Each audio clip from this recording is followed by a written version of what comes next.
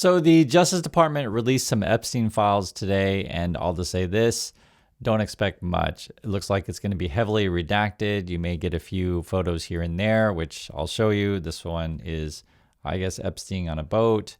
They do have one of Clinton in a pool, but you can't really tell much context of this, but I'm just showing you what is out there.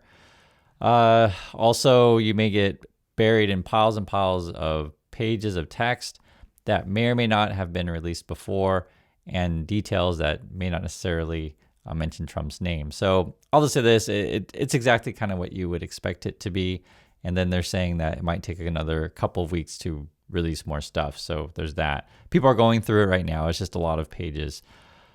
While this is going on, Trump is deciding, I guess, we're attacking Syria. This just came out just a few minutes ago. U.S. strikes dozens of Islamic State targets in Syria, U.S. officials say.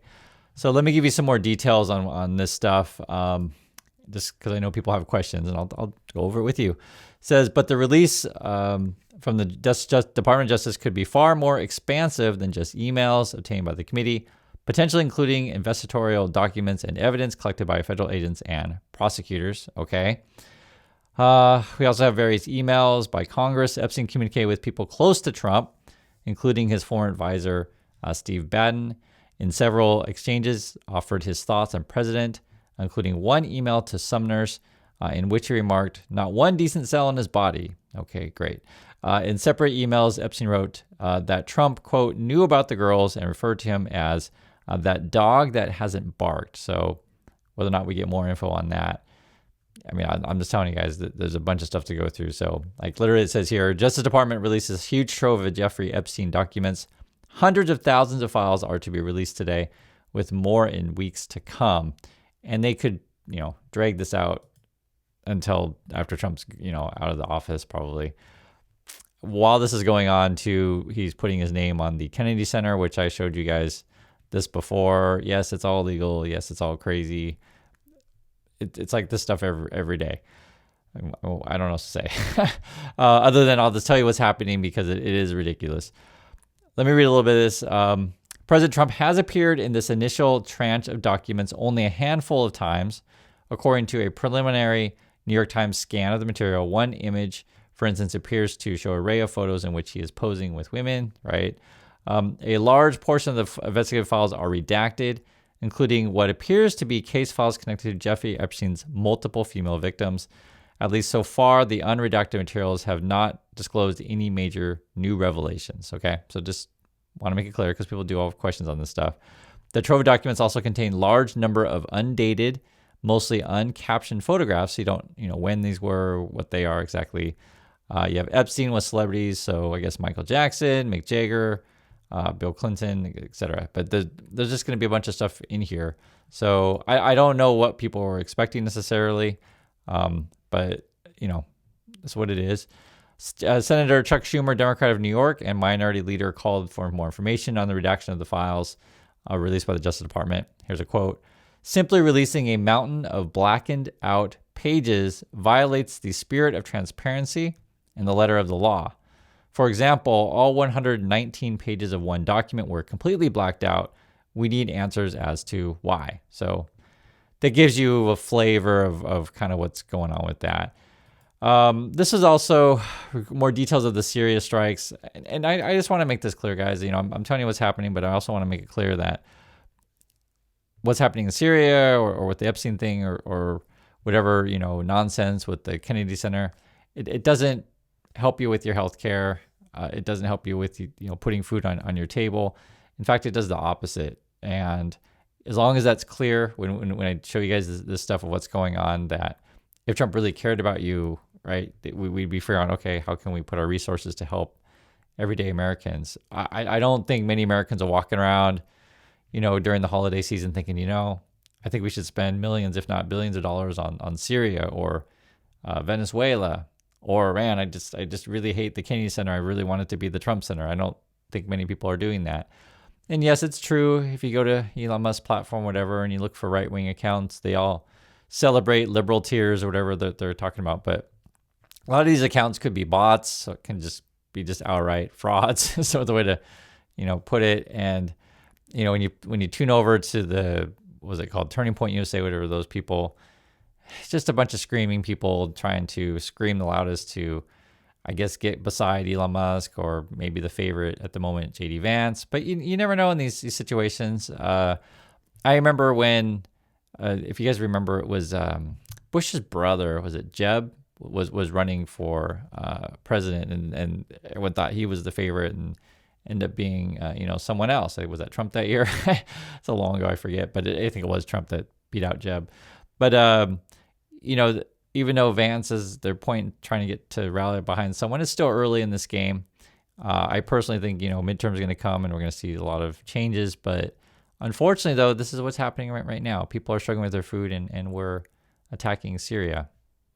And the problem with any of these situations, right? They kill some of our people, we kill some of their people, and then the cycle keeps going. And I just tell you what it is. People tied up to Trump, though, are quitting. This is actually pretty big news. And I think you're going to see a lot of this during the holiday season, right? People are going to go home with their families, and their families are like, you know what? Get out. It's not worth it.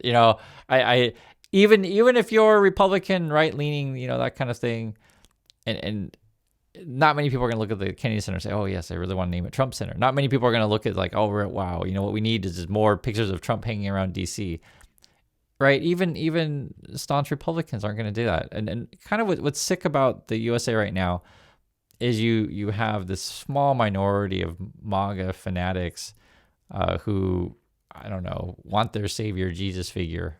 And the other thing is too, you don't know how many are actually there, because I said before that many of this is bots and just pure fraud. Yes, it's true. You may have some that say, oh yeah, I'm going to get that $2,000 check or whatever.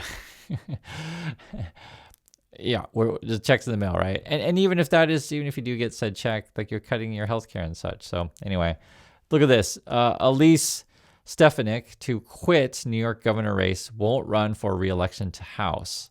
This is actually pretty big. So this is one of the Trumper type people, and basically she was well underwater to try to get the the governorship in New York. There has been a governor in New York before, but that was a long time ago. It was Pataki. Let me read some of this so you can get a sense of what's going on. Representative Elise Stefanik, so she's from New York, a close ally of President Trump, who rose to prominence as a critic of Ivy League leaders, said she would drop out of the race for New York governor and wouldn't seek re-election to the House, right? So Trumpers are dropping out. Quote, while spending precious time with my family this Christmas season, I have made the decision to suspend my campaign for the governor and will not seek re-election to Congress. I did not come to this decision lightly for our family, she said, citing her desire to spend more time with her young son. Stefanik, who came to Congress in 2015, has had a series of political setbacks this year, culminating in her announcement Friday. So not running again, dropping out of the governor race. And then it said, I think she was down 19 points. Yeah, so Governor Kathy Hochul, the Democratic incumbent, had a 19-point lead over Stefanik. And then that was the next natural question is, could a governor ever win? So Pataki was governor then from 95 to 2006. So it certainly is possible. But in this climate, being a Trumper, I think that's just an end of your career. So, you're going to start to see more and more of this kind of stuff of people distancing themselves from Trump. I showed you guys before the one news program in UK that was dishing on Trump or trashing on Trump is a better way to say it. But that was actually a right-leaning channel, and a lot of people mention that. So I do appreciate that, and it's important to point out because you'll see pushback on this stuff, and because in the past, you'd have to either if you're these kind of programs, just not show the ridiculous stuff Trump is doing, or if you do show it, you have to come up with some weird justification of why Trump is awesome.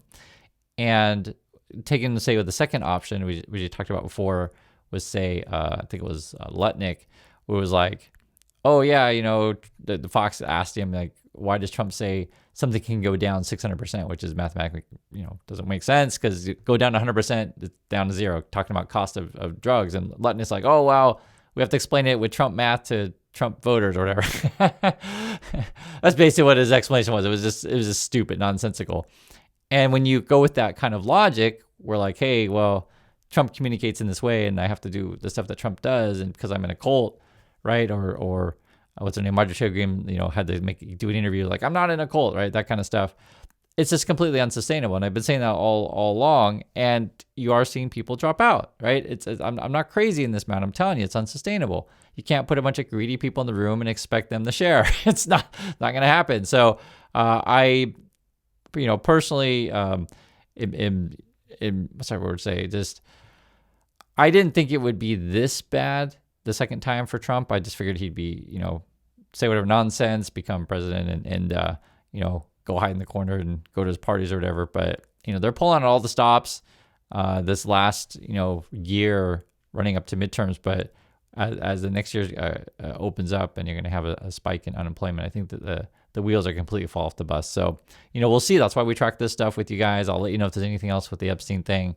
But I wouldn't expect much from this first batch, is my opinion on that. So thank you for watching, and catch you all in the next video.